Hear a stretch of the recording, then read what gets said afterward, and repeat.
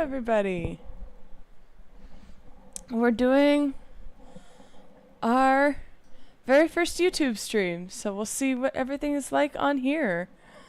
Yeah, it is very exciting. I'm looking forward to it. It does look like your guys' messages won't go away, which will be nice.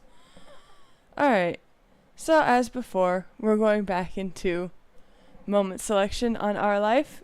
We have the final three. Final three moments,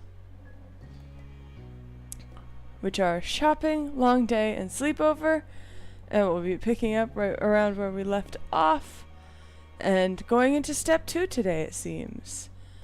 I'm glad you guys can join me. I hope you have fun.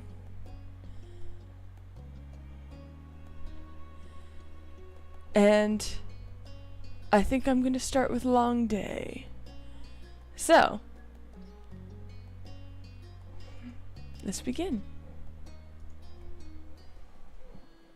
It was another scorching summer day, the kind where no sooner had you finished one cup of water, you were already filling it up again.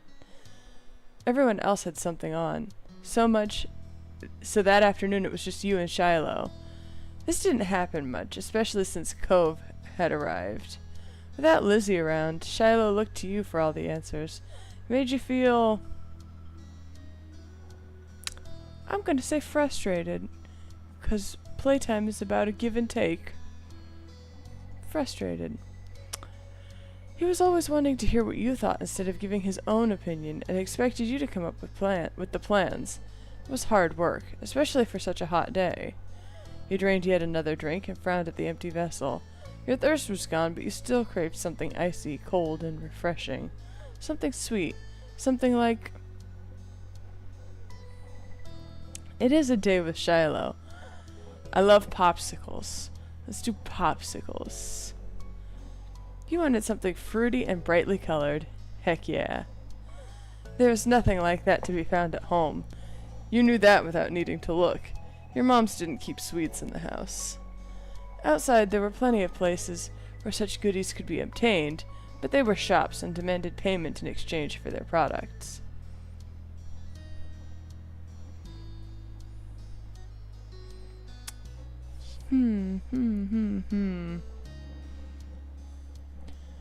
You asked Shiloh for help. Shiloh, do you have any money? Oh, let me check.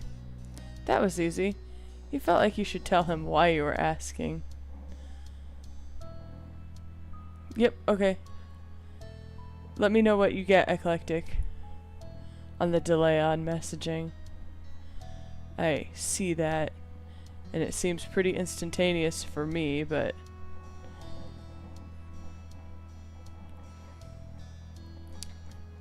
that was easy. You felt like you should tell him why you were asking. Thanks. I want a popsicle, but my moms don't keep any here. Shiloh rummaged in his backpack and proudly produced an assortment of coins. Plus one stray button. Alright, so about a 20-second delay. Looks like I see it a little bit earlier than that. Good to know, good to know. Indeed, indeed, indeed. You set the button aside and counted the coins in neat piles. Just over $1. You announced this to Shiloh. He had almost certainly come to the same conclusion, but he'd been watching you expectantly. It's a start. Shiloh beamed at you. We'll need to find some more. Okay. The two of you lifted couch cushions. True. That could slow things down. It also could be Wi-Fi speeds. Like, I know where you're at, and it could be lots of internet bandwidth usage or whatever. But in the end, it doesn't really matter. I'm just happy you're here. I wasn't planning on asking for too much audience participation this time around, because I know people might be busy, and my usual viewers are probably more busy than usual, so. The two of you lifted couch cushions, stuck tiny hands down deep crevices in the sofa and under furniture and scoured the back of drawers. Most of what you found was useless or gross. Bent paper clips, fluffy wisps of dust, or sandy crumbs. But every so often, one of you would strike silver or bronze and add it to the growing pile of coins. Your mind wandered to the $20 bill tucked away in your room. It was enough for you and Shiloh to get whatever you wanted and more, but you didn't take it out. That was too special to hand over so freely. Besides, Shiloh would be curious about where it came from, and it might even mention your wealth to Lizzie. The exchange had been a secret. Dusty and disheveled from checking every room and squinting into every tiny nook, the two of you finished pooling your funds. Shiloh held his breath as he counted the coins once again. $2.53 and 2 buttons. You didn't know when the second button had decided to join the party, but you were too pleased with your successful haul to throw it out. Is that enough? You figured he knew the answer without looking to you for confirmation, but the thrill of your success and the reward that would follow canceled out any other feelings you might have had about that. Yeah! You could definitely now afford something at the shops, just one thing, but that was infinitely better than none. Shiloh clapped his hands. Yay! The two of you dashed outside. The promise of sugar buoyed you onto your destination, where breathless but happy you stared at the overwhelming number of options. You knew what you wanted, but it wasn't just you who had contributed the funds to get the treat. He seemed to notice your pause. Aren't you getting a popsicle? Shiloh asked, as though he was entirely separate from the decision rather than someone with a stake in the outcome. Do you mind? Shiloh cocked his head to the side. It was your idea. You should choose. You tried to get something you both wanted anyway. It wasn't fair for you to be the only one to decide when he'd been a main factor in making this happen. Some of the money had come directly from his backpack. What do you like? All of them. They're so good. He pressed further. But what do you really like? Popsicles or ice creams? Which is your favorite? Aw, it's so hard to pick. I don't know. Frustrated, you cut to the heart of the matter. You want me to choose? Yeah. And that was that. You got the dessert you originally wanted and hoped Shiloh would actually like it too. Finally, the reward for all your hard work was in your hands. You sucked on the fruity popsicle you'd bought. The icy treat cooled you down perfectly, and the zesty flavor was refreshing. You held it out to Shiloh so he could take a turn. He shook his head. You can finish it. He didn't want any? After everything he did to help get it? That was weird. You tried to include Shiloh. Even if Shiloh said it was okay, every story you'd seen on TV or read in a book said that sharing was caring. Come on, Shiloh. You gotta be better at realizing that you matter than this, but it's important to me. You stood your ground even as the treat started to trickle dangerously towards your fingers. It's only fair that you had some. You have some. We both bought it. But you want it more than I do, and getting to play was a lot of fun already, so you can have it. That's more fair. You held it out to him. I want you to have some even more than I want to finish it. So eat your part. Relenting, Shiloh took the treat and gave it a taste. His eyes lit up. It's really good. Thank you. You smiled, pleased with your good deed. You picked the best one. Did he mean that? Shiloh was always so nice no matter what happened. Even if he hated it, you knew he wouldn't say so. Maybe he thought it was gross, and that's the real reason why he didn't want to take some. You had no idea. You studied him as he ate a little more. He had every appearance of enjoying himself. Still weird. The two of you began to head home as he ate. You walked side by side on the shore in silence, but your thoughts kept drifting to the boy beside you. Why didn't he speak up for himself? It was almost as if Shiloh didn't know how to say what he felt, or was too afraid to.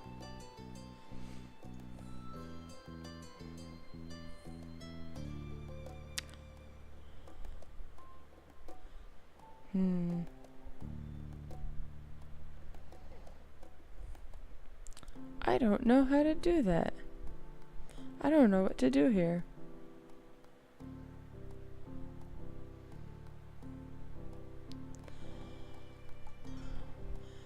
You thought that was kind of sad. Not being able to talk to people isn't fun, and you didn't want to be the kind of person people were scared to tell their honest opinion to. You considered asking Shiloh about it, but if he couldn't give an opinion on something like ice cream, he wasn't going to open up about this. You hoped for the best. Maybe you were wrong, or if you were right, maybe he'd feel better about it soon. Shiloh made you unsure about setting a label on the experience of spending the afternoon with just him. There had been good times, and there had been confusing ones. You were positive of one thing at least. The treat was delicious, and that was nice. The sun was low on the horizon as you returned to your neighborhood. There you spotted two very familiar figures up ahead, Lizzie and Cove.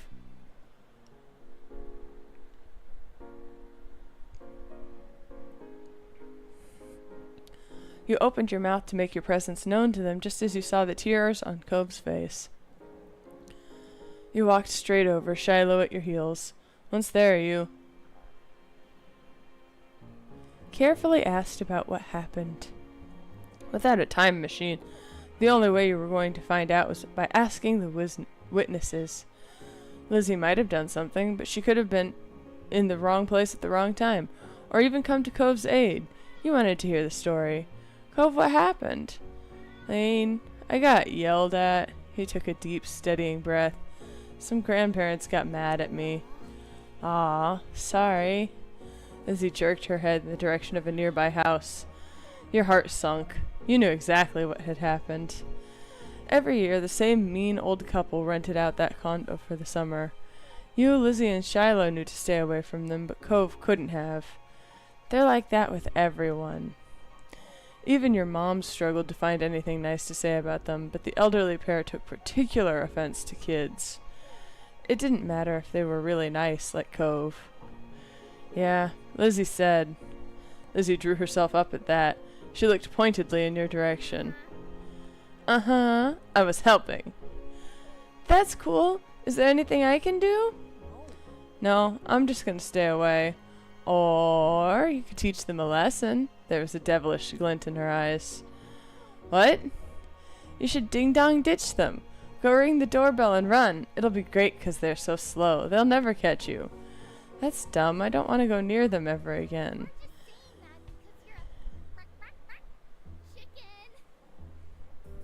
This was a fully voiced line, and I don't know if the audio software picked it up for you guys, so I'm going to reread it again. You're just saying that 'cause you're a chicken. Cove glared, but didn't take the bait. Lizzie turned to you.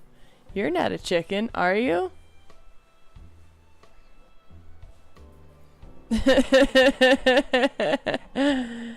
Oh, that's silly. What to do here? I don't want to talk to mean people. I'm gonna just... You'd rather just avoid them. You looked at the house. Behind those closed doors lurked two beings rich in years but poor in patience. Maybe they deserved retaliation, maybe they didn't, but that punishment wouldn't be coming from you. It was safer to stay far away from them, especially since Cove took their outbursts to heart. I'm not doing it either. Another chicken for the coop. This is a hen house now. If we're chickens, you're a lizard, Lizzie. She wagged her tongue in his face. Still better than a bird brain chicken. The condo door opened, revealing one of the two culprits. The old man's wizened face was set in a scowl, which was to say he looked exactly like he always did when you saw him. Maybe that was his normal face. Glad you did hear a little bit of it. What are you kids doing loitering outside my house? Or maybe he was just always in a terrible mood. Nothing. Nothing! He repeated the word as if it was the greatest crime anyone could commit. Nothing good, more like. Get lost! It wasn't as if he owned the space outside the house, but Cove's eyes, still red from his earlier tears, were wide, and you thought it would be best to heed the old man's command. Lizzie took off, with Shiloh immediately trailing after her without so much as a glance back in your direction. So much for your friendship. You waved your arm at Cove, summoning him to follow you, and ran after Lizzie. The old man's hollers propelled you all from the street to the sanctity of the hill. Once you were safe, did you notice the stitch in your chest and the ache in your legs? You flopped down, the blades of grass tickling your face. Lizzie, who had taken the lead in the end, was already laying on the ground. The four of you took a moment to catch your breath and enjoy the feeling of cool grass against your skin. Hey, Cove! Cove lifted his head. I told you there were mean grandparents around here. Cove rolled his eyes, then decided this wasn't dismissive enough and rolled his whole body away from your sister. Lizzie chose to ignore his response and started chatting to Shiloh, who eagerly joined in the conversation. In the back of your mind, you knew you'd be second fiddle again to Shiloh once Lizzie came around. It always went like that.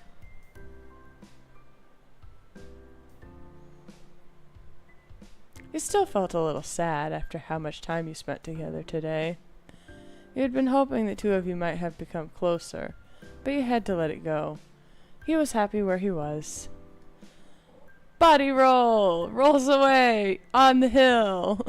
There were other things to attend to anyway. He wriggled closer to Cove. He had calmed down and for the most part, and was inspecting a flower. His fingers pinched the stem and tilted the white petals towards him. That's a poppy. Cove glanced at you in acknowledgement, then back to the flower. And the types of poppies on this hill have the name white linen poppy. My mom told me. He quirked a smile. That's funny. He ran a finger around the edge of the petals. It doesn't feel like cloth. You'd need a lot of them to make anything. He nodded and released the delicate plant, evaluation complete. This is my favorite kind of flower, but I didn't know what it was called. Thanks. Ooh.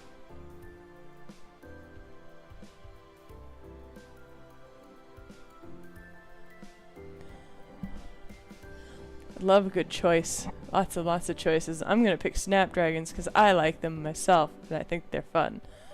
My favorite is snapdragons. That's a cool name. I haven't heard it before.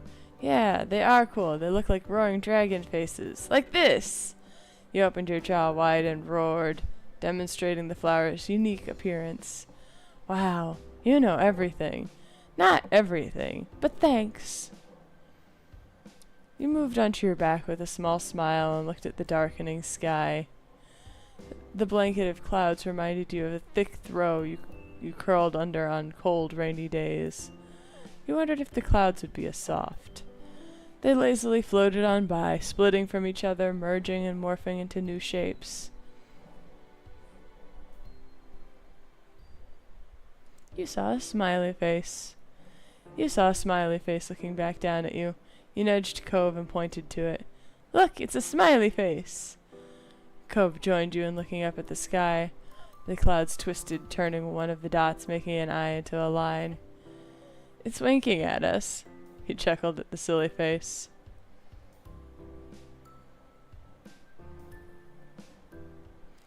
All the sun's light faded from the sky and the moon rose higher. Lizzie got to her feet, dusting strands of grass from her bare legs, and surveyed her surroundings. The ocean, visible from the crest of the hill, beckoned with every sweep of the tide. Let's go to the beach! There was no argument from the other two. Shiloh was still Shiloh, and Cove would never say no to going to the shore. He was a child of the sea. You...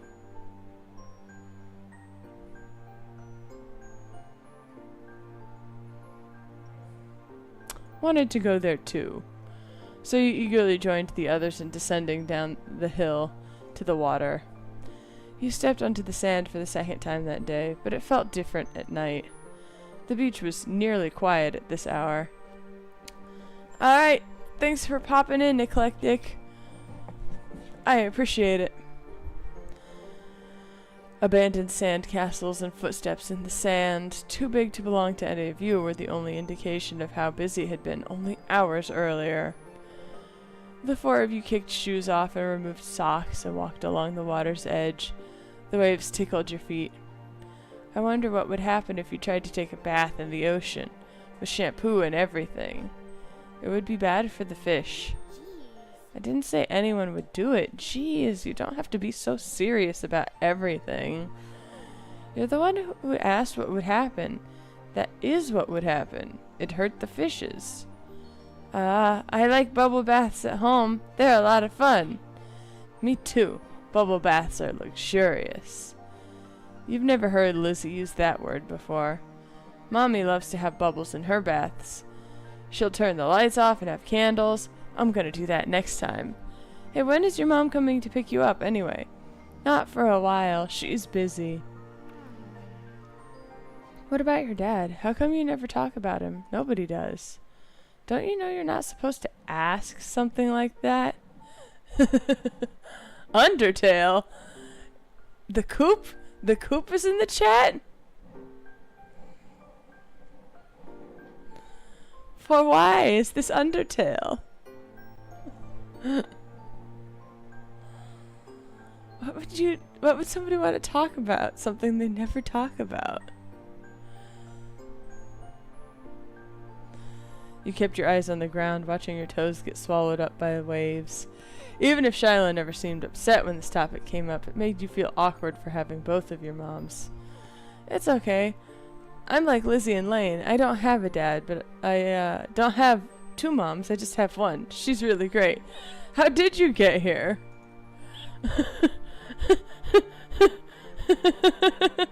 Well, our signals must have crossed. This is obviously how this happened.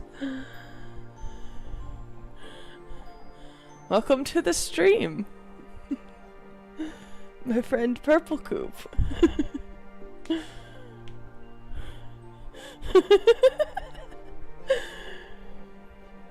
Yes, this game is LGBT friendly. My little 8-year-old is non-binary and we have two mothers. Me and the orange-haired girl.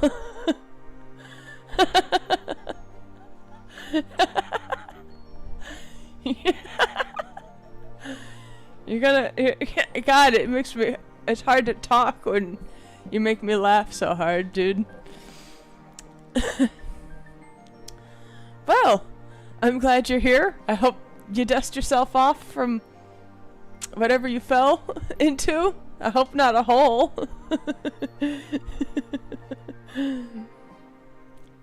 I'm playing childhood friends to lovers dating sim visual novel type dealio. Mr. Teal Hair is the main character / love interest of this game, besides your character, but that's just how it be. The next game I know has a female option, Now and Forever, Our Life Now and Forever, which is the only reason I'm getting this one, because I didn't want to go into the other game with no context of how the game works. And I think it's fun to get previous game context. Also, my beautiful stream setup, which I made myself by hand. The artist, except not the beast. The beast only found a satellite. This was all made by, obviously, the branding is everywhere, the Live Institute.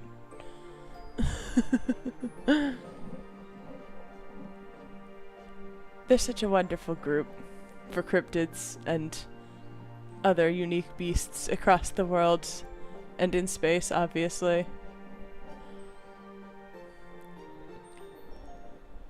Handcrafted science panels, exactly.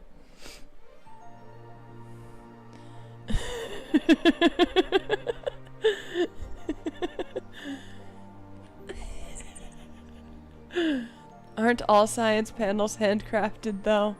With love and care by the scientists? One can only hope.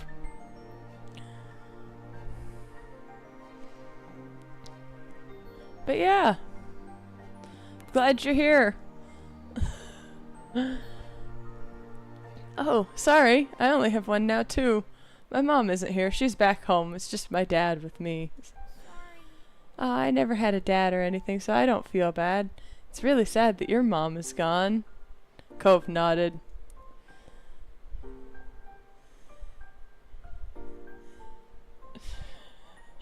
Even if they're all different, our parents are good parents in any way, shape, or form because they care about their kids. Yeah. Cove couldn't muster a response. You don't think he truly disagreed, though. The silence broke with a splash as Lizzie kicked in your direction. Cold water and sodden sand splattered against your legs. Lizzie giggled, foot still outstretched from the kick. Cove joined in, striking out the incoming waves to make a splash of his own. Shiloh scurried out of Cove's spray zone with a grin. God, I can't speak. I'm a child. We're having a water fight. You retaliated. You used your foot to smack the water pooling around you, sending an arc of sea foam flying back onto your sister. You laughed as she sputtered. Some of the salty seawater having landed in her mouth, she spat it out. Yuck!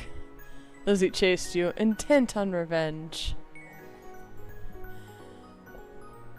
You dashed up and down the coast, taking it in turns to be the predator and the prey, as well as joining forces to take down Shiloh or Cove.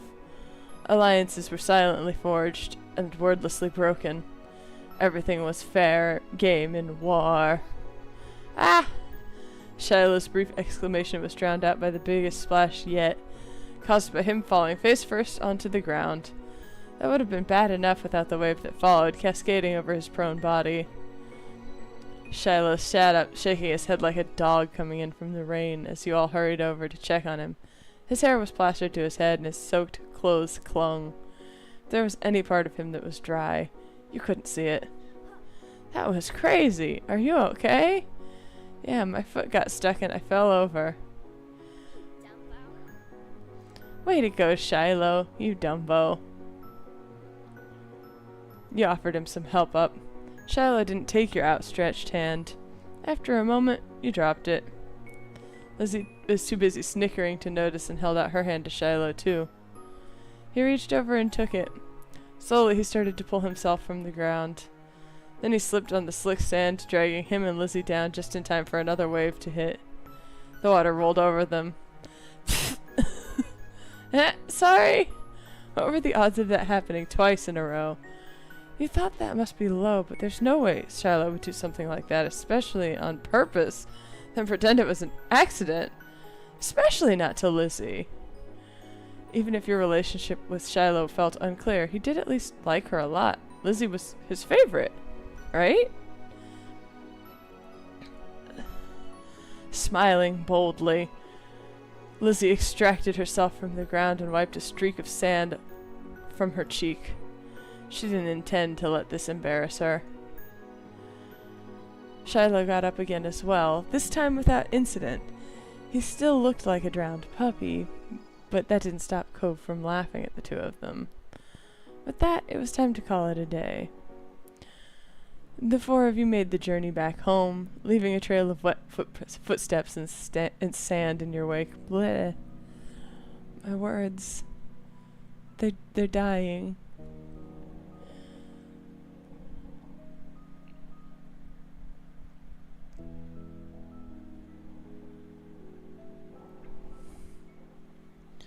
Damp clothes may have weighed down some of the group, but your spirits were high. Your arms swung side to side as a cool breeze flowed past. Your moms were outside, chatting to Cove's dad. Ah, yes. The mothers. We're back! Your mom's faces fell as they took this in the state you were all in, ranging from messy to soaked. Elizabeth, is that all you have to say for yourself? You brought half the beach back with you. I certainly did. What's Marigold going to do when she comes to get Shiloh? Is that how you want him to be for the long drive home? Cold and filthy? Lizzie's expression turned sulky over the scolding. Being the oldest could be fun, but it also meant she was the first to get in trouble when something went wrong. Mr. Holden, on the other hand, chuckled as he ruffled Cove's matted hair. You been out making memories, bucko? I'm glad you had a good time with your friends. Cove used his slightly moist cast arm to push his dad off. Mr. Holden's eyes widened when he noticed that even that had gotten wet. Now he was worried too. I think they could have found a less risky way to spend some time and had just as much fun. That might be right, kids. What can you do? Come on, Cove, let's get you cleaned up and dried off. We wouldn't want that cast to have to be reset. Cove winced at the thought. "'Kay. Atta boy." Mr. Holden casually bent down and plucked Cove up off the ground, ultimately holding Cove against his chest. Sand was already transferring from Cove onto him, but that didn't seem to bother Mr. Holden. Cove protested being carried, but only got a reassuring pat on the back for his troubles. Take care. "Good night, Cove. Thank you for the talk, Cliff.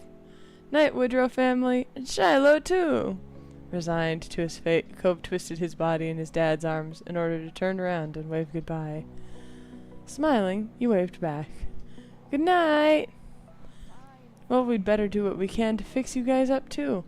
Come on, everybody inside. I want you to march straight down to the downstairs bathroom." "Yes, Mom." "Okay, Lizzie's mom. Don't worry about stopping to wet your feet on the mat this time. That won't do much good tonight." Sitting on an old beach towel your mommy had found, you waited in the hall. Until you were less sandy, you weren't allowed to go to your room or walk around the house. But you did get to eat a sandwich for dinner there. It felt like an indoor picnic. It had been decided that Shiloh would wash first and borrow some of your clothes. He was already finished and packed away in his mom's car. Mrs. Fields had come to collect him a little while ago. It was a bit of a funny experience seeing him without that hat on for once. Lizzie, being much more soaked than you, got to go in the tub next. It wasn't a bubble bath as she had hoped. This was a no fun allowed cleanup session. At least that's what she claimed. Not much longer and it would be your turn. When the bath was done, you'd have to go right to bed. After a day like this, though, you were glad there weren't going to be any further events. Drifting off to sleep sounded like a great idea. We got 2 more memories to do, moments, and then we get to move forward in time. We get to do a time jump. Oh.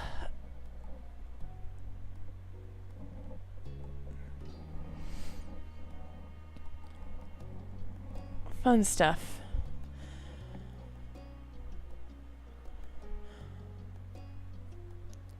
We'll do sleepover next, the last of the DLC stuffs.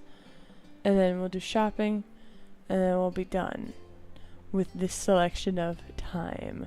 And we'll be moving on to the second step. Alright, kids, we're done with dinner. Come to the table. Your stomach grumbled right on time, as if it had heard your mom's words. You halted your game and looked over. Mom was almost done setting the table. She was walking around the mahogany wood, in the process of putting down cutlery. Mommy was still in the kitchen, humming under her breath as she turned off the stove and put empty pots in the sink to wash. From beside you, Lizzie stirred, uncrossing her legs and standing up. She stretched her arms above her head. "Finally! I'm ready to eat." Then she cast a sly glance in your direction. You recognized that look. "Last one to the table is a rotten egg." "I haven't..." But it was too late. Lizzie had already bolted towards the kitchen. I'm gonna throw a cushion at her. Grabbing one of the cushions from the sofa, you threw it towards her. It hit her in the back of the legs, but was too soft to do anything of real consequence, and she merely brushed off the attack with a scowl. It was a short distance to the kitchen table. Lizzie managed to get there easily enough, slapping a hand over the wood. Mom moved just before Lizzie could bump into her. With an exasperated sigh, she resumed her work. "I win again!" "You didn't win, 'cause you were racing by yourself." "No, I told you we were both racing. You're just so slow." "I wasn't racing, and you know it." "That sounds like something a rotten egg would say." Lizzie grinned, hands on her hips, then looked over your shoulder. "Cove, you can be the tiebreaker. Was that a real race that I totally won?" You blinked. You hadn't noticed what he had been doing during this little event, which wasn't much. You spotted Cove still on the floor. His legs were crossed beneath him, the arm with the cast resting in his lap. He looked at the two of you with a slight frown. It felt sort of strange to see him still here so late. Tonight, Cove had come over to your house for a sleepover. Your moms and his dad had planned it a few days ago.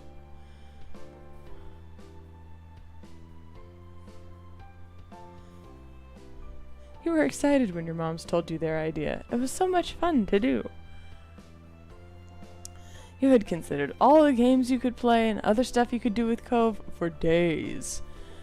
And you even helped Mom search the storage room for a sleeping bag and extra bedding to prepare for his visit. Cove pursed his lips at Lizzie's question, but he didn't respond. Maybe he was planning on ignoring her. Not that Lizzie would make it easy. This wasn't the first time she had asked him to be a referee for one of her sudden races. Well, did I win, or what? No. What? I don't think you won. How come? Cove snuck a shy peek at you before answering her. I picked them, and they picked me. You're a couple of rotten eggs, then. That's enough. Nobody here is a loser or a rotten egg. You're each farm fresh. Which is a sentence I never thought I'd say. Now listen to Mom and come sit at the dinner table. All three of you. You and Lizzie obeyed, sitting across from each other at the edge of the table. Lizzie blew a raspberry at you and Mom turned her back. Your parents brought the last of the food, then they took their seats further down the table instead of sitting right next to you and Lizzie. Only Cove was left out. He had stood up from his spot on the floor, but he hadn't made a move towards the kitchen. Cove, you can sit too. Slowly he eyed the 4 seats that were left. Thanks to the new seating arrangements your parents chose, one free chair was beside you, another next to Lizzie, and the last 2 were on the other side of where your moms were sitting. Sit next to me! Cove's gaze met your orange eyes. You smiled. Briefly, he grinned back. He walked over, pulled out the chair next to yours, and sat down. You were glad he wanted to sit with you. He just needed to know it was okay. Now that everyone was situated, Mommy began to pass out the plates. Dig in, kids. I cooked a little bit of everything for dinner tonight. Be sure not to avoid all of the veggies. Yes, Mom. Each person at the table served themselves, except for one. Cove hesitated again. He fidgeted with his hands clamped on top of his knees. He didn't seem to be very comfortable doing stuff in someone else's house. One dish seemed to have his eye, at least. That's pineapple chicken. Want to try some? Not really. Sorry. But then your moms had noticed Cove still had nothing on his plate as well. Do you not like any of the food, honey? Maybe he hasn't tried Hawaiian food before. He hasn't? Wow. Please don't talk with your mouth full, Lizzie. Lizzie swallowed the bite she was eating, and then she spoke again. You should try it now. She turned to Cove dramatically.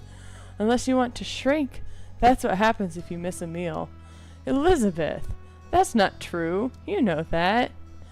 Cove squirmed under all the attention. He fidgeted with a fork between his fingers. I've had some things, just not any of this. Oh, shoot. I knew I should have asked your dad what your favorite foods were. It's all right, Lonnie. Maybe he'll find a new favorite today. You weren't so sure about that. Cove didn't look like he was going to be trying any of the food anytime soon.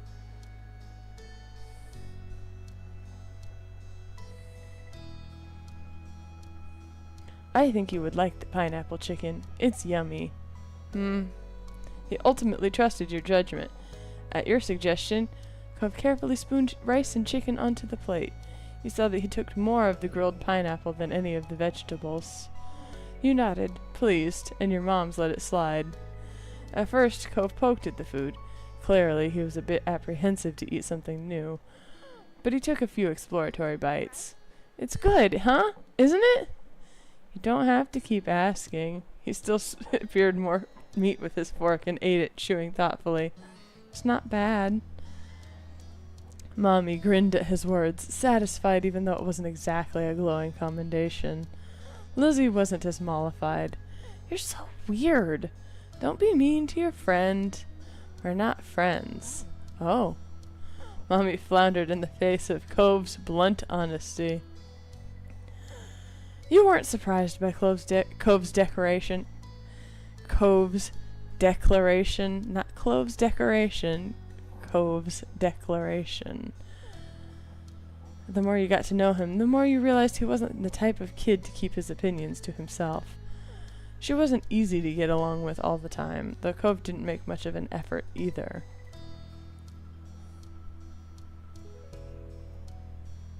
At least the two of you were definitely friends. You knew that without a doubt. The way he felt about Lizzie didn't change it. When you gave Cove a look, he returned a small smile, confirming your thoughts. Your mommy looked at Mom and only got a shrug. Elizabeth, don't call someone a weird person. There's no such thing as a weird person and a non-weird person. There's just different perspectives. It's not a nice thing to say to anyone, but Pam... Mommy tried to whisper exclusively to Mom.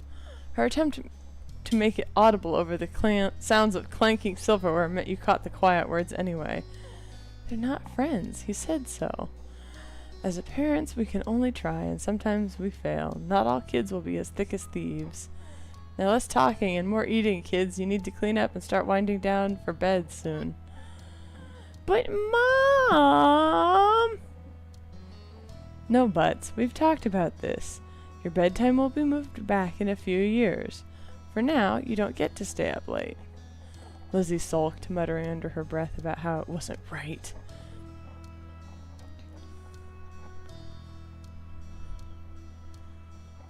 You laughed at Mom's phrasing. You couldn't contain your snorts. Something the matter, Lane? Mom says no buts. 'Cause that's just children. That's just children. Lizzie scoffed and rolled her eyes, unimpressed by such crude words. Mommy sniggered along with you, however. That's right, no buts allowed here. You'll have to get rid of yours. No, I need it! The two of you continued to chuckle, and Cove even cracked a smile. Children. I'm surrounded by children. The rest of your dinner passed by uneventfully. Cove was silent for most of it, even when you nudged him and tried to get him to talk. All too soon, the table was cleared, the games in the living room were put away, and you were steered to your bedrooms. Mom finished tucking you in and kissed your brow just as Mommy poked her head in the room. All ready for lights off, you two? You were lying comfortably in your bed, the blanket hiked up under your armpits. You could kick it off later if it got too hot. Mom had set up the sleeping bag on the floor for Cove, just beside your bed. He had already wiggled inside. You nodded for the both of you in response to Mommy's question. Perfect. I'll go say goodnight to Lizzie then. Mom tweaked your nose, chuckled when you squawked in annoyance, and left. Mommy took her place, sitting on the edge of your bed. Sweet dreams, sweetie. She pressed a soft kiss on your forehead. You giggled as strands of her hair fell forward and tickled you. Mommy smiled down affectionately at you and then moved her attention onto Cove, who watched from his spot on the floor. Do you need anything before falling asleep, honey? What does your dad do? Sometimes he picks me up and lifts me real high and he shakes his hands like he's gonna let go, but he catches me again. He keeps doing that until sometimes he does drop me on my bed. Other times he lowers me down and we pretend like I'm crashing. Cove had become pretty excited when talking about the nightly ritual he and his dad shared. He seemed to realize how animated he was and bashfully quieted. But I don't want to do that here. Have fun. Though I think you're right that it might not be a good idea to do that tonight. The sleeping bag might not be soft enough landing. If there's anything else, you can always ask me or Lane's other mom. But I'm the nicer one. Just don't tell her that. She laughed good-naturedly and stood up. Sleep well, Cove. Night. Leaning against the door jamb, she rested a hand on the light switch and looked at you. Good night. Sleep tight. Don't let the bed bugs bite. With a last smile, Mommy turned off the lights and stepped out, closing the bedroom door behind her. You listened to her footsteps fade as she walked down the hallway. But even as the sound vanished, your eyes stayed open. It was so exciting to have Cove spending the night. Cove? Yeah? I'm glad we're friends. Oh. Thanks. Me too. You started when Cove sighed deeply. You turned your head to look in his direction. In the dark, you could only see a faint outline of a lump under the covers. Cove? Hmm? What's wrong? I can't sleep. Why not? He shifted, or at least you thought he did. You couldn't see anything since your eyes were still adjusting to the dark, but you heard his sleeping bag rustle. I want to be in my bed. Ah. Cove sat up. Your eyes had gotten used to the low light level, so you could see him better. He got out of the sleeping bag, wobbled towards your side table, and pulled open the top drawer. What is it? Getting my glasses. He sat up too, watching as he reached inside. He paused for a second, then pulled his hands out. Instead of glasses, though, he was holding a book. Cove turned it around in his hands, trying to figure out the proper orientation for it. You knew without reading the title which one it was. That one your moms would read to you. It was special. Be careful, that's mine. Cove glanced over at you guiltily. Sorry, it looked cool. The compliment he afforded your special book made you forget your irritation, at least a little. It is really cool. Oh yeah? What's it about? It's a story about a squire who wants to become a knight, and there's magic. Does it have mermaids? No, but...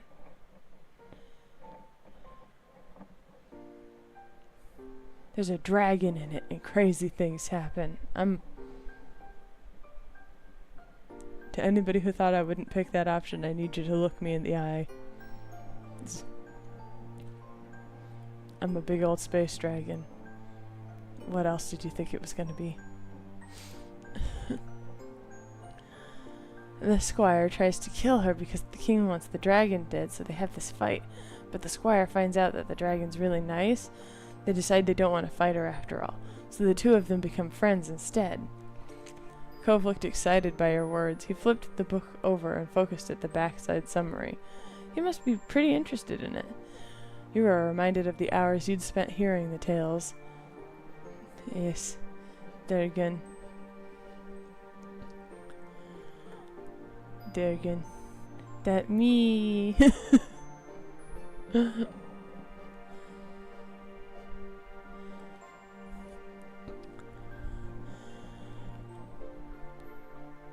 Feel free to talk to me to get me off topic, by the by. I am completely fine with that.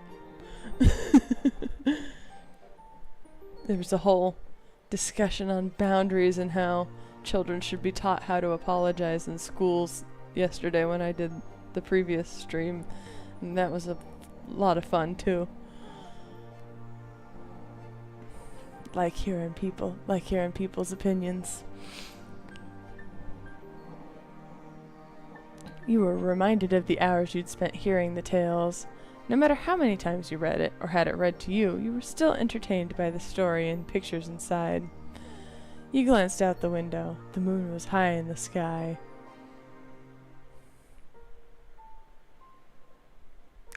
Well, now we've got the book. We're gonna read the book. You wanted to read the book with Cove. You climbed out of bed and padded over to your side table. You opened it and rummaged around, pushing aside stuffed toys and crayons. Cove called out to you in a confused whisper. What are you doing? You'll see. You let out a quiet cry of victory when you found what you were looking for. You jumped back onto the bed before any hidden boogeymen could catch you unaware. Cove continued to watch as you wiggled your way beneath the blanket you'd discarded earlier. You pulled it up over your head. What's? Come on, check it out. Bring the book, too. After a minute, the bed dipped as Cove got on it. Then the blanket shifted. You fiddled with the flashlight in your grip, feeling for the switch. With a click, the small space flooded with a bright light. Cove sputtered, putting up a hand to shield himself from the beam. Move it somewhere else. Sorry. You tilted the flashlight so it was shining down towards the floor of your blanket cave and away from Cove's sensitive eyes. Is that better? Yeah. Now we can read and my moms won't know. I feel like while we don't sneak out as a kid, we do this. I do this all the time. When Mom or Mommy check on me, I have to hide everything under the blanket, but I haven't been caught before. Do you want to try? Cove nodded, pleased by his straightforward response. He placed the book between you and flipped open to the first page. Meanwhile, he laid down on his belly and shuffled closer, picking up the flashlight to shine it on the pages. His face was illuminated with a warm glow. You mirrored his position, leaning in so you could see the book better. Your forehead's nearly brushed until you shuffled back a comfortable distance.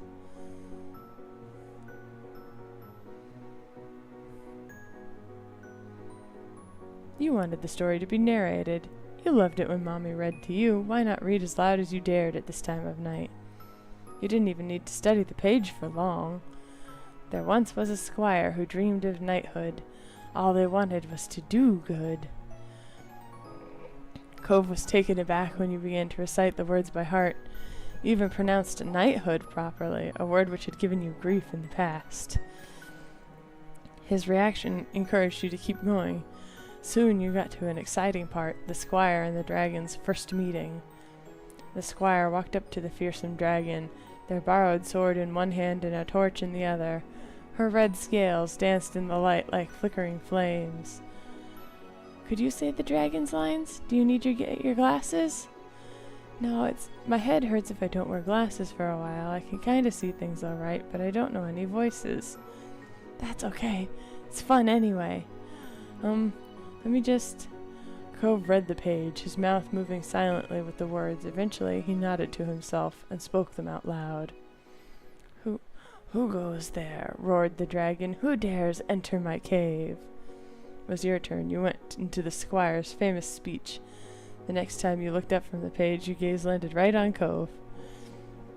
His eyes were following the text, a soft smile lighting up his features.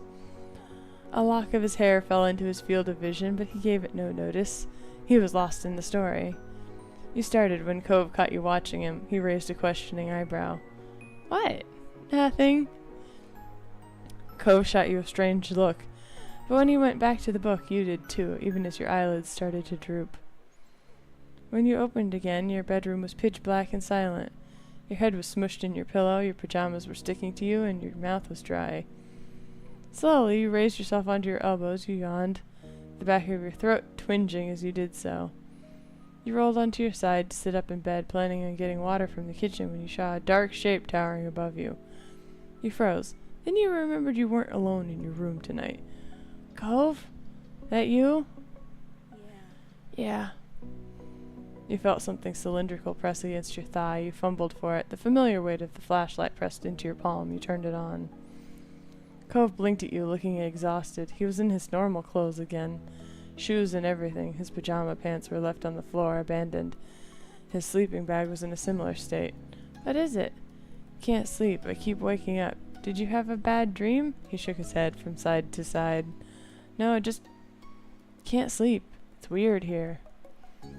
You frowned. You'd helped your moms redecorate it only a few months back. I like my room. It's not that it's bad. I just always sleep in my bed, in my room. That made things a little clearer. It wasn't anything that you'd done. Cove couldn't sleep in a new place. You wondered how long it took for Cove's bedroom in his new house to not be weird to him. Probably a while. I'm gonna go. No, all this talk of sleeping is making me tired.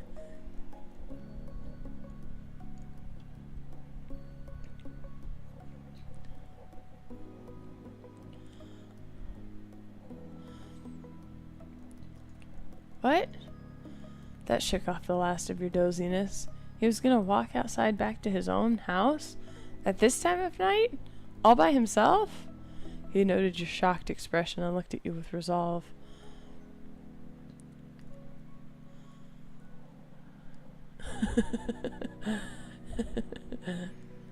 It's true. You say the word yawn enough times, you're gonna yawn. It's just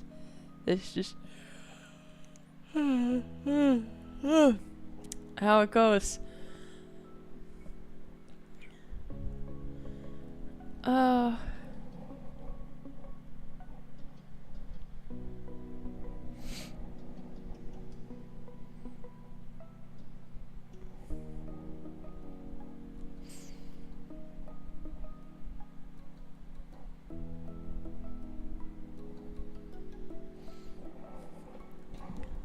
gonna get sleepier.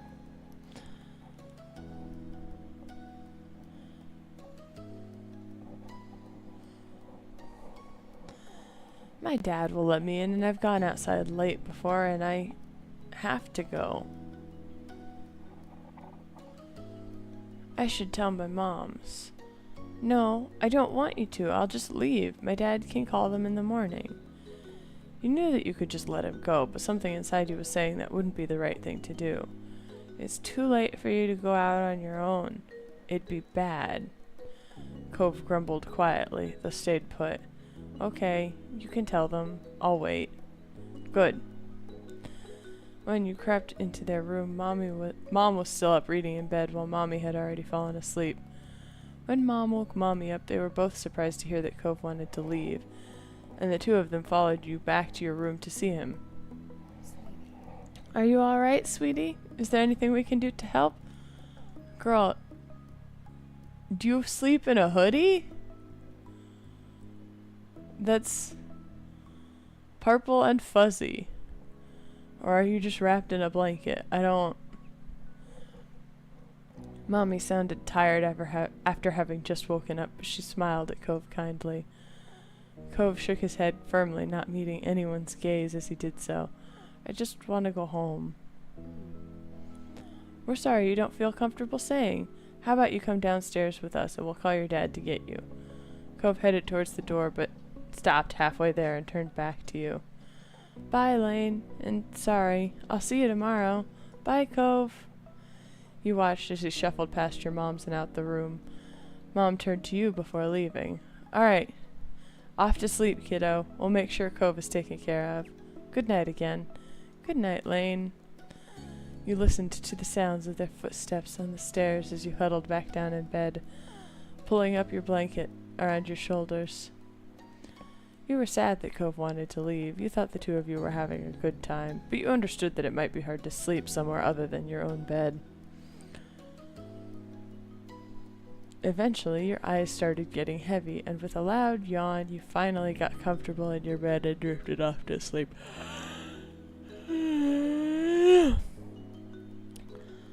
Yet again, knocking me out. All of this sleep. The next morning you were woken by the sound of Mom's voice and a soft shake on your shoulder. Lane, wake up! It's time to get up and at 'em. The sun was peeking through your curtains and you rubbed at your eyes as they adjusted to the new light. Mom sat down on the bed next to you. You blinked at her for a moment, confused, until you caught the empty sleeping bag on the ground and remembered what had happened during the night. Mr. Holden came over to pick Cove up and take him home. You should have seen his hair when he turned up. Don't do this to me, Coop!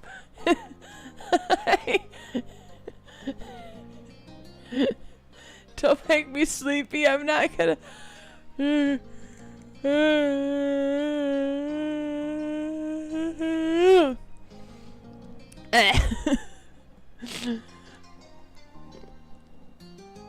My friend, the Urple Coop, everybody, knocking me the frick out.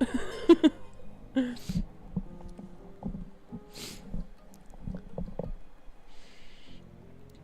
should have seen his hair when he turned up, half asleep. It was messier than Mommy's in the morning. She chuckled at the thought, and you could tell she was trying to make you feel better about the whole situation, so you smiled back at her. Thank you for letting us know that Cove wasn't feeling good, Lane. That was a nice thing to do. You nodded in agreement, and Mom went on to say that maybe Cove started to feel more comfortable that he could try a sleepover again sometime. When Cove felt more comfortable. Oh no. I'm getting a gift.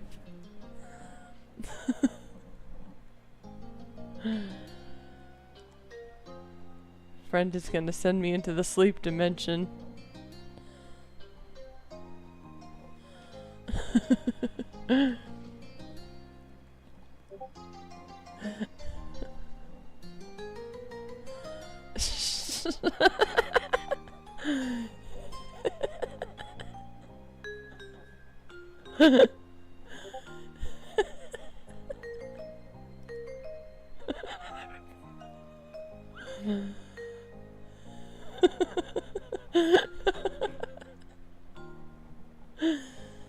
Yeah, that sounds about right. That is a good gift to accompany hypnosis talk. Oh goodness.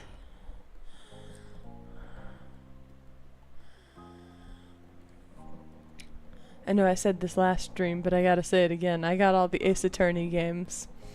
And so...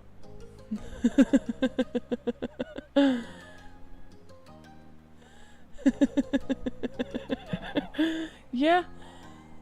It is a very intriguing stamp of, like, proto-mammal, I believe. Proto-elephant? One of those proto-elephants.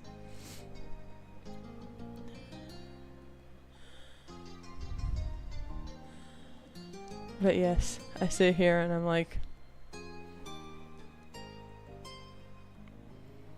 I got the Ace Attorney games, and honestly half of the things that have happened to me falling asleep here would definitely happen in the Ace Attorney games, and then I'd be framed for murder somehow when I was hypnosised to sleep. And slash or die. 'Cause that's just what happens in the Ace Attorney games. But I do think it would be fun to have everybody voice characters. And for whatever reason, Coop, I desperately want you to be Mystic Maya. Possibly because she's a fandom gremlin. But that's neither here nor there. That and she dresses in purple and channels her older sister and therefore becomes a taller woman at times, and you know, just general good vibe matching up with you.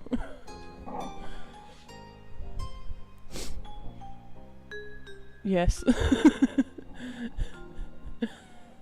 And also the fact that I will drag you into it. If I make everybody voice characters and do a stream of that, not only will I make it so that you are like a collaborator on collaboration channel thing, because they have that now, which is nice, but I absolutely think you'd adore Francesca von Karma and definitely Mystic Maya and probably a lot of the side characters. I'll drag everybody into it. I love Phoenix Wright so much. The man can't die. He's been in so many terrible accidents and has only ended up with like sprained ankles and the common cold. I mean, his name is Phoenix, but that does not give him the excuse to survive.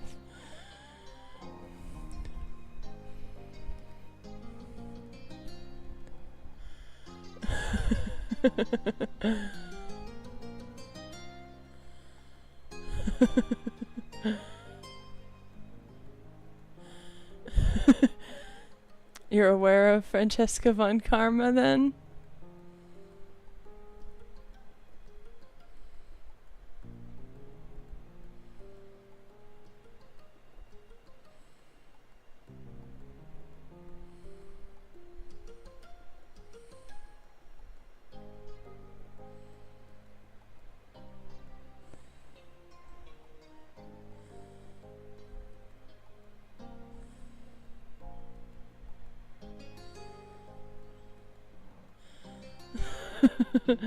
I see.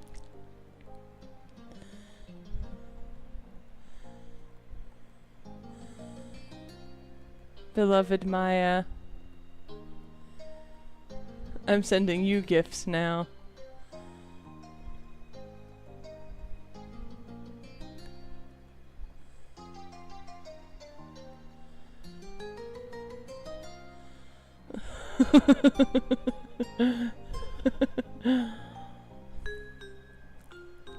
I love the Fae school of channeling, where it's like, we'll just take your hair and your clothes and toss a different character sprite.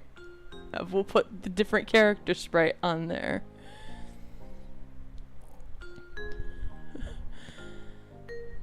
It's very fun. I love it. The games itself is so stupid, but now I have all 4 of them that have been officially released. I have the historical one, the original one, Miles Edgeworth's recently translated Investigations, and Apollo Justice, which has Athena Sykes, who is a robot girl through the fact that she has super hearing and a robot assistant. The Ace Attorney games are just chock-a-block of utterly insane people that you just shake until you fall down. One of my favorite game series.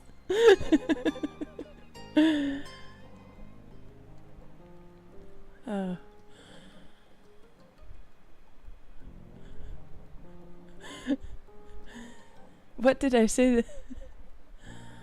Yes, let me,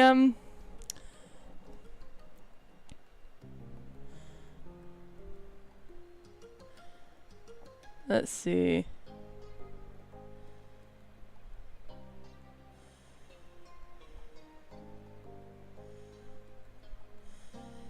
Technically, she's not like mechanically enhanced, but that little purple guy on her neck on the gift that I sent you is a robot that's an AI that she made for herself to tell her how other people are feeling. You know, autistic coded.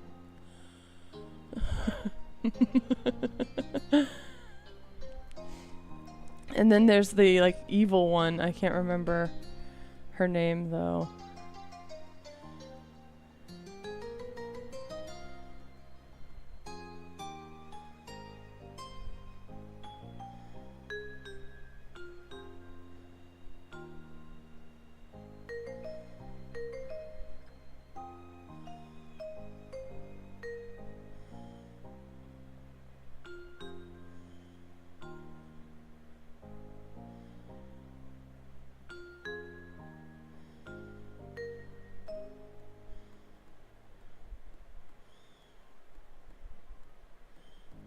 God. Well, technically it's a purple woman, but...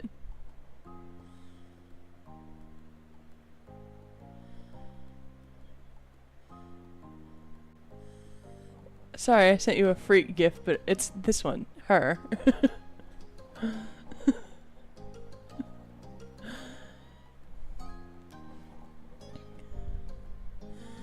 I love the Ace Attorney freaks. They're so fun. They're so fun. Anyway. I wasn't trying to...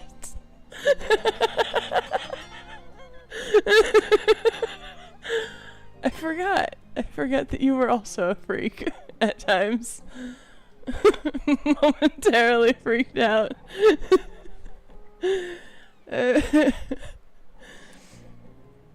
But yeah, that's Apollo Justice one. So we'd be seeing them later if I played through them in historical accuracy to the Ace Attorney games, starting with the one with Herlock Sholmes.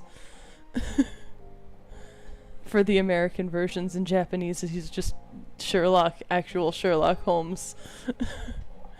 But there's weird English copyright issues with using that name in English, in English-speaking countries. But I got distracted.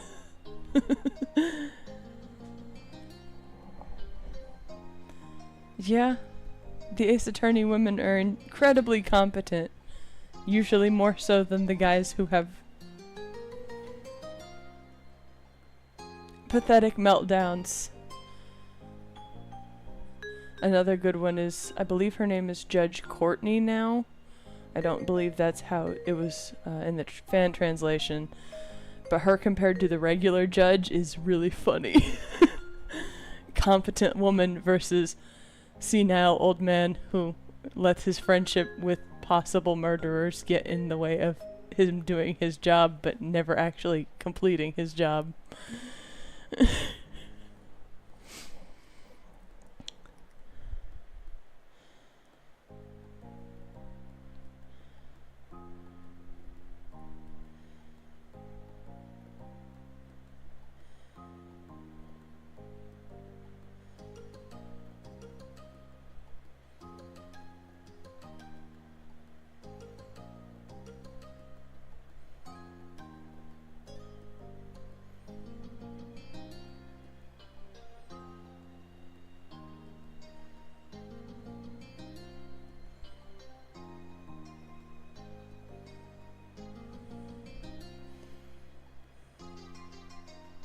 I gotta find it. Yeah, the women really rule the world.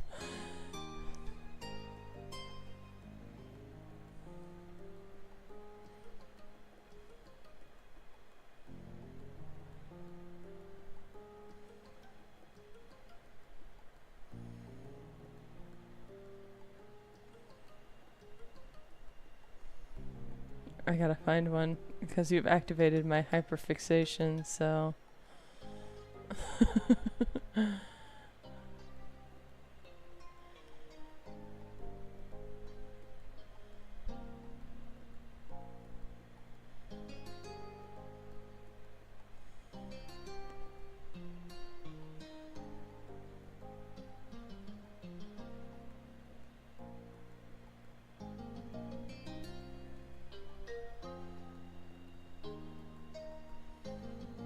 Yeah.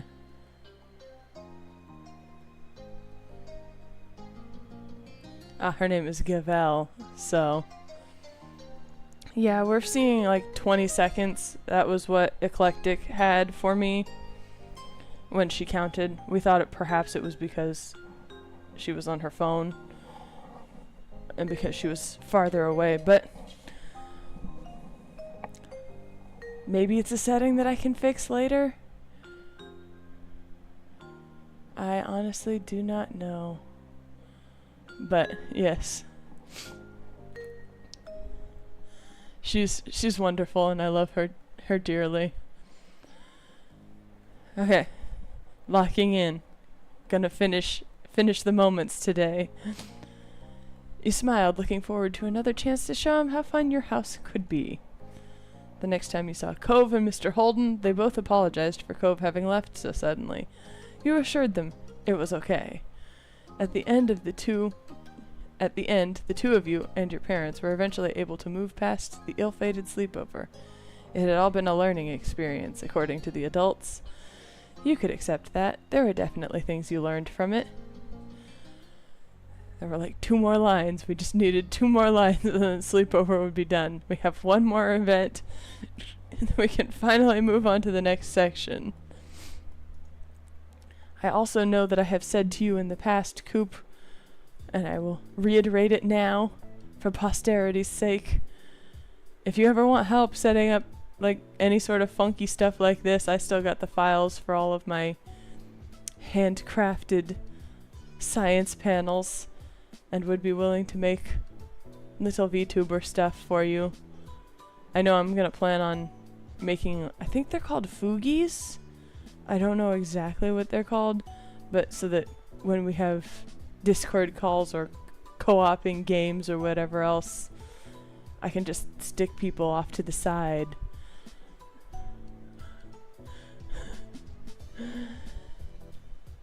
I know! It sucks! It's so hard when you're just so friggin' tired all the time.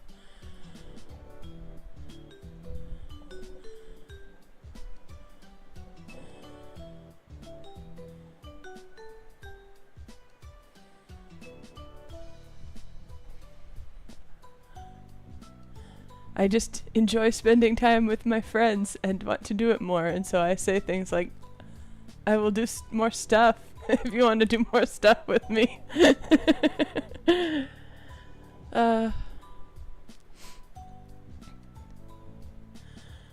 Anyway, locking back in. Yeah, maybe I'll get you Starbound at some point for your birthday or something. 'Cause I can do that. Steam's a thing that I can do that on. And we can do Space Terraria with actual plasma cowboys, which are really fun, and I enjoy them. Me-core.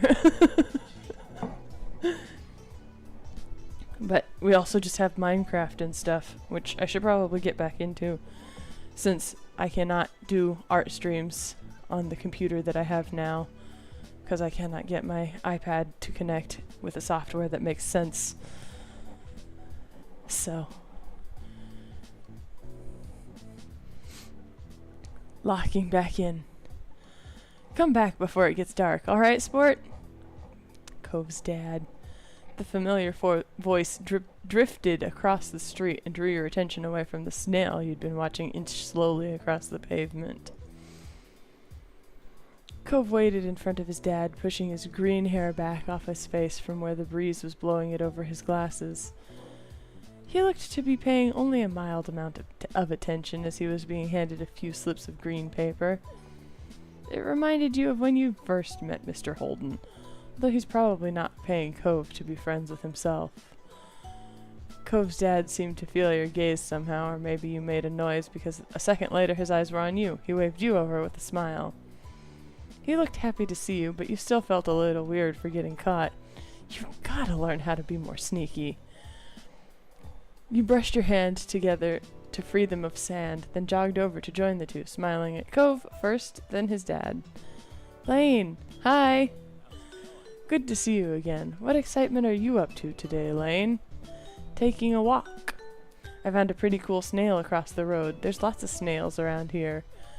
Mr. Holden grinned at you kindly.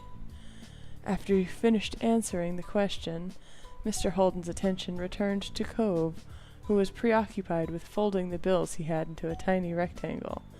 Sounds fun. You know, Cove was about to hit the stores by the beach. Why don't you go with him? You gave a ready nod, turning to squint in the direction of the stores, like you could see the goods they had to offer all the way from where you stood. Oh, is that okay? I don't mind. Great. I'm sure you guys will have loads of fun. Mr. Holden reached into his pocket and pulled out a leather wallet filled with money. You found it odd, since your mom's only ever seemed to have cards in theirs. Here. He leaned in to pass a crisp 10 to Cove, giving him a wink and a whisper. Get something for your friend, too. Sure. That's my boy. Cove's dad ruffled his son's hair, and as he was straightening back up, the bill in his hand still held out towards the green-haired boy. Take care! Cove accepted the bill after a second and slipped it into his pocket. Then with one last nod to his dad, he turned and started walking. You followed after him, intrigued at the possibilities this outing might bring. Cove strayed towards the gentle tide creeping up the sand, and you fell into place beside him. It was a nice day. The sun was shining, the birds were singing. On days like this, kids like you should be going to the store and buying popsicles.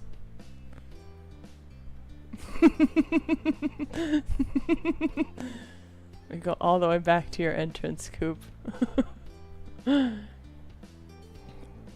get around to Undertale eventually. It was a nice day. The sun was shining and there weren't many clouds in the sky, though the wind was coming off the ocean, keeping it from being too hot. You took in a deep breath. Megalovenalo. Megalovenalo 5 beach vibes.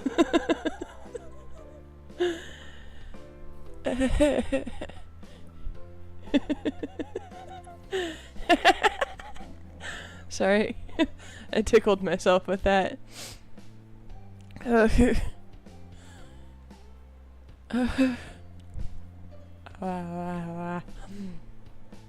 You took in a deep breath, enjoying the scent of salt and ocean air.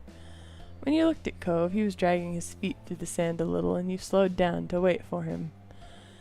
His eyes searched the ground intently. Are you looking for shells? Cove startled a little at the sound of your voice and mumbled a sort of. If you see any, you can let me know. You could manage that. You dropped your view to the sand, walking carefully so you didn't step on any. You were good at finding shells. You had a lot of them at home and always found new ones whenever you visited the beach. The comforting sound of the waves filled the silence with pleasant white noise, and you played a little game with yourself as you walked along, getting as close to the water as possible without getting wet. It resulted in you having to run up the sand quickly when a wave rushed by, more than a few times, and although Cove threw a few glances your way, he didn't say a word. You didn't either. He seemed altogether too invested in the floor to pay attention. You decided to watch the waves as they inched closer and closer to your feet instead. Oh! Abruptly, Cove stopped, then briskly moved ahead a few steps. What is it? Without a word, he bent down, picking something up half buried in the sand. You hurried nearer, curiously glancing over his shoulder. It was a shell, light pink at the bottom and bleached white at the top. Wow, so you found what you were looking for? Cove got back up, turning his find over in his hands before unbuttoning one of the many pockets on his pants and sliding it inside. I pick up anything that's kind of cool. This is what I got this time. What about you? What do you do out here?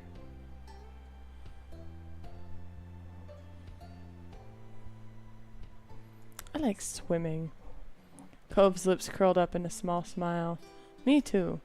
It occurred to you that you hadn't been swimming in a while. There was just so much to do before school started up again, and so little time. When you reached the shopping area, the noise level grew exponentially. No longer just waves and footsteps, but the chatter of people enjoying the lovely summer day, the call of birds trying to find bits of food left behind, and lots of salespeople trying to get attention. You sniffed the air as you walked beside Cove. You could still smell the ocean, but there were other scents now, too. Pizza, pretzels, hot donuts. It was nice. The energy surrounding the area seemed to fill you, and there was a bounce in your step as you began looking at all the familiar sights. There were so many things to do, you didn't know where to begin. You looked at Cove, hoping he was just as excited as you were. Cove was glancing from one side of the street to the other with a look in his aquamarine eyes that you couldn't quite work out. What's that? Cove pointed to a large crowd of people gathered near a few tables with large, colorful umbrellas blooming from their middles.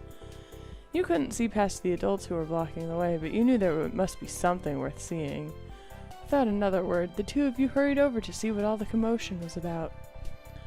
Feast your eyes on the amazing Alexander! In the center of the crowd was a man with a tall hat and a funny green coat that had 3 long tails. There was a little table next to him with a cloth hanging over it that read The Amazing Alexander in glittery golden script. Why tell people his name if it's already on the sign? Cove hummed with understanding, then turned to walk away just as the Amazing Alexander began shuffling a deck of cards. Maybe we could stay and watch? Cove glanced back at the man. He then briefly lifted his arms up off his sides before returning them to place. You grinned, waiting for him to follow you as you raced back to the stand in the crowd. With that, it began. The magic man pulled one card out of the deck, showing it to the curious onlookers. It was a 4 of diamonds. Watch closely. You did, squeezing through a few of the adult onlookers to get a better view. Suddenly, the man snapped his fingers and the card just disappeared. Whoa!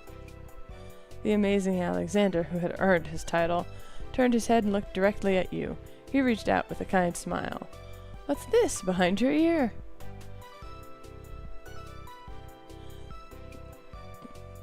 Tell me. This had to be going somewhere, and you needed to find out. He smelled like popcorn and candy when he stepped closer. It was great. You felt a tug, and then he pulled the 4 of diamonds out from behind your ear. What? You knew that it couldn't really have come from your ear, but you still didn't know how he'd done it. There was light applause from the crowd, and the man gave a deep bow. This is for you." The magician plucked a pair of balloons from a clump of them tied down to his table. Both were in the shape of a dolphin instead of being a normal circle. "And one for your friend, too. Thank you for being my assistant." Wow! Now you were really grateful he chose you. After that, he went to someone else in the crowd. "Pick a card, any card." "My uncle does that every time he visits. Not the balloons, the stuff with the cards." Cove spoke plainly while reaching over to take a dolphin that had been designated for him. "At least you had a fun time. You saw a magic trick and you got a great balloon. That was more than enough to make it a worthwhile event. You thought that if you could find a card to practice with, maybe you could make it disappear too." The crowd started to clear some, and you noticed to the side there was a whole rack of brightly colored kaleidoscopes on display.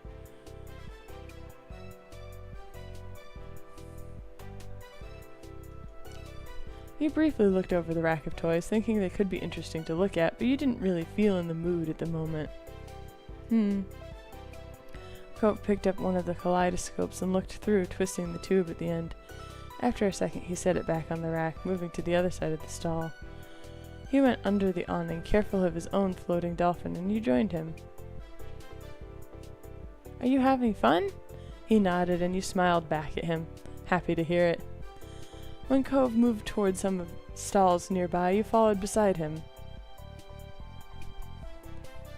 While Cove looked at the sand pails, you were drawn to a table with colorful keychains laid out on it. They were sewn in the shape of sea creatures, and there was a plaque that read "Handmade," standing proudly in front of you. There were lots of different types. You saw a dolphin, a shark, a crab, a turtle. You picked up the shark. Your hands stopped on the shark, a devious smirk filled with sharp teeth on its face. You weren't supposed to go near sharks in real life, but there was something about this shark you liked, and the fabric on its back was soft when you picked it up. You were instantly enamored. Checking the price, though, your heart fell. $6. You didn't know much about money, but you thought that was a lot to spend on one thing. You rarely had more than a $5 bill to your name. Though that changed the day you met Cove and his dad. You still had the $20 bill Mr. Holden gave you hidden away in your room. It was a grand sum of money, but you couldn't spend it on something. But you couldn't spend something that was at home instead of in your pocket. Maybe you'd have to ask your mom to bring you here again one day, now that you knew what you wanted. "Is that what you want?" "Oh, it's $6. I didn't bring any money." "It's fine." "Are you sure?" Cove took the keychain from your hand, and that was that. He was holding a small yellow bucket for himself, too. "I was always going to get you something. I already got the money for it." You smiled, pleased to have things work out. It was nice of Cove's dad to let Cove buy something for you, too. You had to remember to thank him next time you saw him. After Cove paid, the two of you stepped out of the store side by side, your balloon dolphins knocking together and spiraling around in the air. You watched Cove hold his new pail up to his face, examining it thoroughly. "Hey, Cove." "Yeah?" "I really like this keychain. Thank you. It's nice." Cove looked further down the street, where different food carts were lined up. He rested his non-cast arm over his stomach, and just as he did, yours let out a light growl. You hadn't eaten since breakfast, and all of this wandering around, you were definitely ready for some lunch. "Let's get some food." "Yeah." You two wandered around a short while, looking at all the delicacies that were available. Everything looked delicious, and as the different smells, both sweet and salty, wafted over to you, your stomach growled even louder. After passing up hot dogs, snow cones, ice cream, and pizza, you both agreed on pretzels. Cove got something sweet and cinnamony, and you got one with cheese. Cheese pretzels are good. You licked your lips hungrily as the vendor handed your pretzel over, ready to take a big bite. It was covered in gooey, melty cheese, just the way you liked it. It seemed odd to get a dessert pretzel before eating normal food. You found an empty table close enough to the beach that the grit of the sand made terrible noises when you dragged the chairs to sit down. These balloons are going to make it hard to eat. Cove placed his bucket on the table as he stared at his still balled up in his hand that was wrapped around the string. You opened your mouth to agree, but before an idea hit you. I know! Carefully placing your pretzel down somewhere it wouldn't get sandy, you tugged the balloon dolphin out of Cove's hand and tied it in a delicate bow around his wrist. Oh! Cove bounced his arm up and down in place, testing the stability of your knot. After watching his balloon jostle around but remain attached, he smiled, satisfied. Can you do it for me? He repeated the ritual. Cove struggled somewhat with the cast, restricting his fingers on one hand and a string already tangled around the other. Got it. The two of you spent a moment admiring your handiwork, both hands now free to allow easy munching on your pretzels.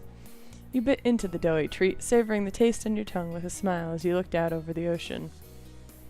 After a time, you finished your pretzel. You were done before Cove. It was boring, not having anything to do. You pulled the string of your balloon to bring it down to your level. Then you held the dolphin in your hands, manipulating it to make it look like it was jumping through the air.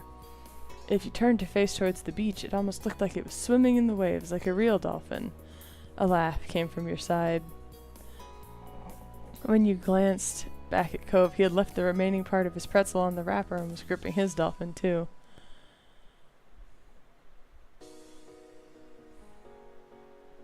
Mine's name is Cherry, and she's actually an alien. Did you know this, Coop? That your sibling, your sister, Cherry, is an alien dolphin?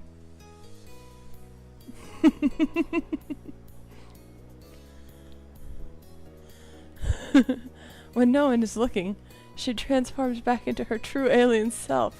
She has purple skin and 10 eyes!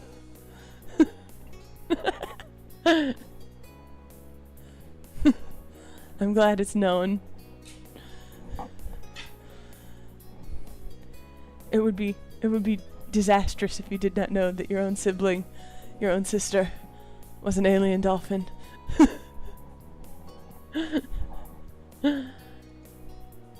He sighed, wishing you could meet a real-life alien. What's yours? Cove considered this question, placing the balloon against the table and resting his free arm across it in contemplation.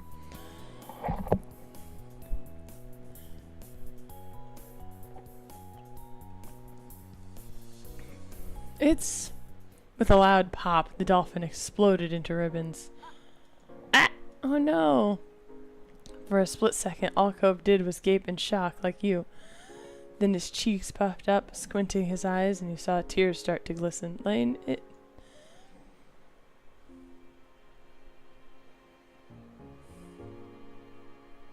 You offered to give Cove your balloon. You looked at Cove, then up to your balloon bobbing gently in the air above you. You can have mine. That was better than letting him cry more. Cove sniffled, glancing up at the balloon, then back at you. No, it's yours. I don't want to take it from you.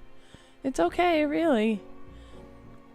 Cove shook his head. Even though it wasn't your fault, you felt bad. Still, the offer seemed to lift Cove's spirits, and that was good. The passing of Cove's balloon was the last major event for your adventure. In the end, the two of you headed back late that afternoon. You separated on the beach, and while Cove went straight home with his brand new sand pail in hand, you decided to sit for a while. You watched the waves and the sunset, fiddling with your new keychain. Another summer day was drawing to a close. It had been a good one, except for the final sad note. And that's it. And then the summer ended.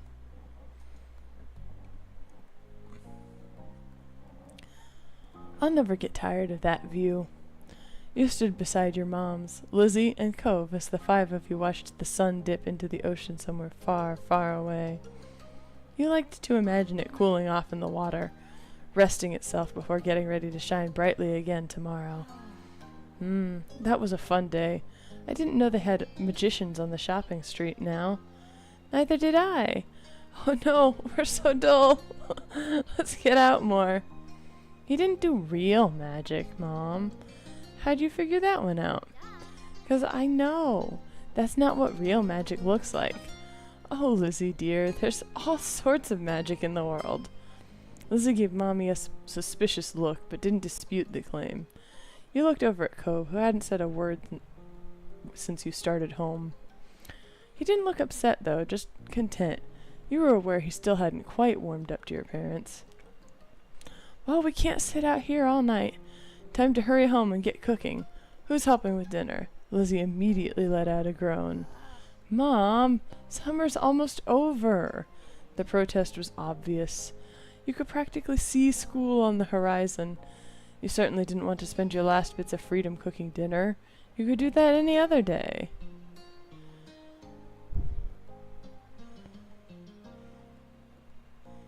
It is almost over. You tried to be subtle about your little mumble, but you saw Mom look down at you from the corner of her eye and knew she heard. Yeah, it would be evil to not let us play until dinner. You weren't sure evil was a fair word choice, but nodded anyway. At times like this, you had to back each other up. Soon we'll have homework and reading to do. We can't do work now, too. Lizzie made her case and then stomped her foot into the ground. You mimicked her, feeling that would add something to the argument. Well, oh, come on, Pam. I can help you with dinner. Mommy leaned in for a hug, and you knew that you were very close to victory. All right. But as soon as dinner's ready, you lot are coming inside. Understood? Yes, Mom. Yes, Mom. Cove, dear, you're welcome to join us as well. You grinned at Cove and nudged his arm with your elbow. Cove gave a non-committal shrug to your mommy, which she took as agreement. Ah, so much to do, so little time. Maybe I could still get the seashell bracelet and tines and trinkets. Ooh, or maybe the playground. Or the Firefly would probably be coming out, right? We can't go too far. Lizzie pouted at you as you pointed this out. Mom said to be back in time for dinner. It won't take that long. I know, Lane. A strong gust of wind made you shiver. Lizzie huffed as she wrapped her arms around herself. Does the wind know that summer's not over yet? That's all Lizzie said before abruptly turning on her heel and heading off in the direction your mother's had gone. Where are you going? I'm going to my room. I have lots to plan if I want to make the most of tomorrow. You thought this over, looking off towards the water again. Lizzie didn't wait, and before long she was disappearing off down the road. Meanwhile, Cove was going in the opposite direction, headed for the beach. I think I'm going to go to the beach. Cove gave you a smile that you couldn't help but return. Cool. He made a little gesture that you interpreted as follow me, and then started heading into the waves. Cove knelt down, picking up something you quietly identified as a smooth rock. He reared his arm back, then tossed it out into the water.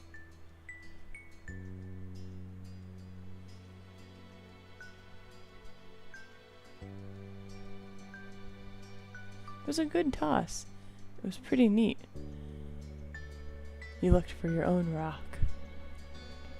Deciding to join Cove, you searched nearby for any rocks or shells that you could throw too. You found a shell that would suit your purposes, a smile growing as you tossed it as hard as you could. It landed with a wet-sounding thunk a few feet away and slipped into the water.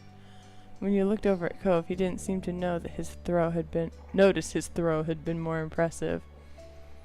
Cove was looking down at his cast, scratching idly at the pink surface even though you were pretty sure he couldn't feel it. His brows were furrowed, and there was a frown on his face. It's not fair. I've had to wear this cast for ages. I can't even swim. When do you get it off? Cove shrugged and didn't say anything. For a second you thought maybe he didn't know, but finally he sighed. A few weeks.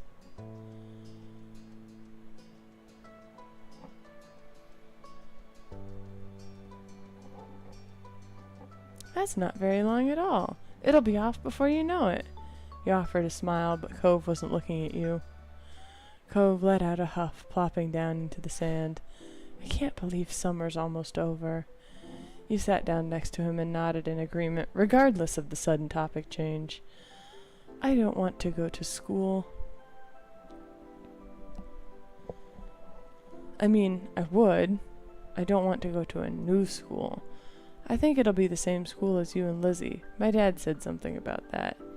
Cool. You're gonna like it. Everyone's super nice. You'd only ever been to the one school, but you're pretty sure his old school wouldn't have been that much better. Then again, he did have to make new friends and meet new teachers. It could be kinda scary. Cove shook his head, then wrapped his good arm around his knees as he drew them up to his chest. You heard a sniffling sound, and when you took a good look at his face, you realized that his eyes were wet. I want to go home. You'd never had to move before, but you thought you could understand. If you had to go to a new school all of a sudden with all new people, you'd probably be dreading it too. Even though you sort of maybe understood, you still weren't sure how to help. Okay, I'll see you later? Cove gave his head a small shake. No, I want to go back home. Right. Cove wanted to go back to his old home. The one that sat waiting someplace far from here. The one he would bring up whenever he felt this sad. It had been a while since he moved in, but he didn't seem to feel any better about being here. He settled back down into the sand, trying to consider what to do. Do you hate it here? Cove's brow furrowed even more, then he shook his head. He felt a rush of relief fill you. You liked having Cove here. It would be sad if he'd been miserable the whole time. You're not gonna leave, right? You'll still be around? The question was still a little surprising. Of course. Your parents would have mentioned if you were going to move or something, right? After a second, Cove gave a little nod. Once I get my cast off, we could go swimming. You were fine with him changing the subject again. Yeah, that would be fun. Cove smiled, then looked back to the waves. My dad says I'll get used to everything eventually, that I'd feel better then. It used to make me angry. I didn't want to get used to everything. He spared a glance over at Cove and saw the anger had slipped off his face in favor of something almost puzzled. But maybe that would be okay after all. As long as I really do feel better. I can't see it. You could remember, a long time ago, when you'd first started going to school, you had absolutely not been okay with the idea of being away from your parents for most of the day, to listen to strangers tell you what to do and sit with kids you'd never met before. Things changing is hard.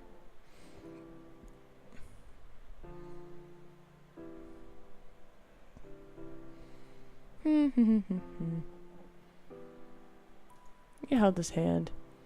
You're not quite sure what to say to that. So instead you reach out and take hold of Cove's hand. The one closest to you is the one in his cast, so you make sure that you are very gentle. As you watched, Cove's eyes got a little misty once more. You got the feeling that they were different tears than the ones from before, though. I hope next summer I'll surf and go exploring and everything will feel like it's supposed to again. You will. It will. The two of you sat quietly, just taking in the sound of the waves. You hoped Cove would be able to accept this place as his new home. You'd definitely try to help in what ways you could. There were so many wonderful things here Cove probably hadn't even seen yet. Lost in thought, you started a bit when you heard a faint familiar sound, the sound of your mom shouting your name. You looked over your shoulder, realizing it was probably time for dinner. Time had gone by really fast. You stood and dusted the sand off yourself. My mom's calling. It's time for dinner. You should come. Cove looked up at you, expression screaming reluctance, yet ultimately, okay. When you smiled, Cove returned with one of his own. Lane, thanks. It was nice. Wherever you were right then. But the two of you couldn't stay in your own little world any longer. You were being called forward. So the both of you ran off towards your house, leaving the waves and summer behind.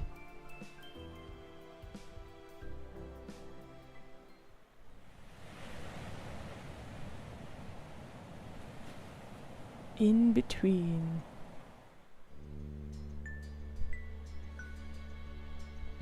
Alright. We get to mess with stuff. I think...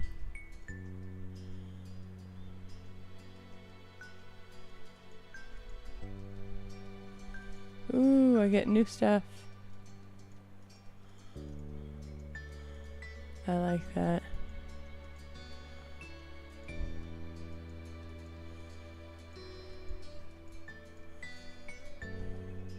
Yeah, I think the baby has.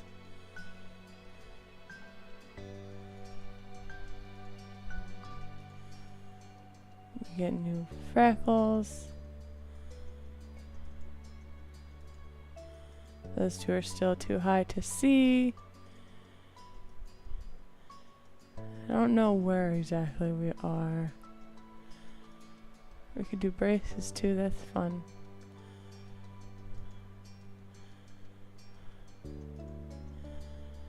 I think that's a good update for Lane.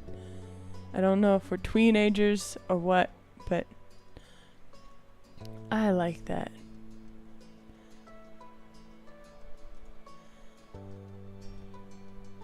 We're gonna save here. And I think that shall be it for today. I hope you guys enjoyed. I hope you had a lot of fun just being in chat with me. I had a lot of fun with you guys here. Always enjoy a good company, always enjoy a good friend to have conversations with. One day we'll have multiple people in the stream at the same time, and that'll be great. Alright, have a good rest of your evening. I hope you're inspired and having a great time. Yeah, exactly. Until our signals cross again.